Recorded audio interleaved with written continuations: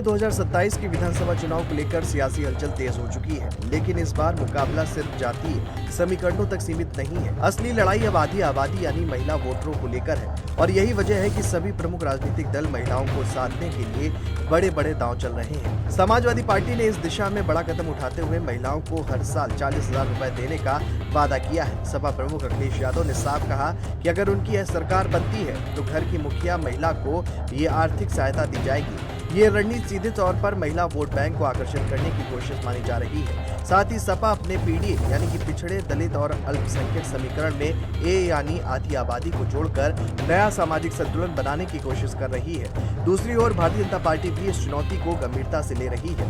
BJP ने महिला आरक्षण का कार्ड खेलते हुए 33% आरक्षण यानी नारी शक्ति वंदन अधिनियम को यूपी में लागू करने की तैयारी तेज कर दी है। इसके साथ ही पार्टी सपा शासनकाल में महिलाओं पर हुए अत्याचारों को मुद्दा बनाकर विपक्ष पर दबाव बनाने की रणनीति अपना रही है। राजनीतिक जानकारों के मुताबिक सपा का कैश ट्रांसफर मॉडल और बीजेपी का महिला सुरक्षा व सशक्तिकरण मॉडल आमने सामने है। दोनों पार्टियां अपने अपने तरीके से महिलाओं को ये भरोसा दिलाने की कोशिश कर रही हैं कि वही उनके हितों की असली संरक्षक है। इसी बीच सियासत को और गर्म करने का काम किया है बागी विधायक पूजा पाल के बयान में। उन्होंने सपा पर गंभीर आरोप लगाते हुए कहा कि पार्टी ने अपने शासनकाल में बाहुबली नेताओं को संरक्षण दिया। उन्होंने अतीक अहमद का जिक्र करते हुए सपा को कटघरे में खड़ा किया। योगी सरकार की तारीफ करते हुए कहा कि उन्होंने ऐसे माफियाओं के नेटवर्क को खत्म किया। पूजा पाल के इस बयान के बाद सियासी माहौल गर्मा गया है। समाजवादी पार्टी ने भी पलटवार करते हुए सवाल उठाया कि जब उन्हें इतनी शिकायतें थीं तो उन्होंने सपा ज्वाइन क्यों की थी। इस बयानबाजी ने साफ कर दिया है कि चुनाव से पहले आरोप प्रत्यारोप का दौर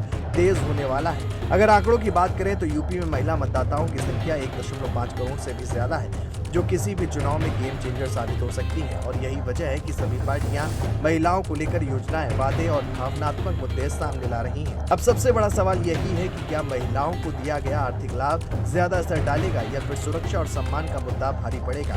क्या सपा का 40,000 वाला वादा गेम बदल देगा या बीजेपी की मौजूदा योजनाएं और कानून व्यवस्था की छवि महिलाओं को अपनी ओर खींचेंगी। फिलहाल इतना तय है कि 2027 का चुनाव महिला वोटरों के इर्द गिर्द होने वाला है।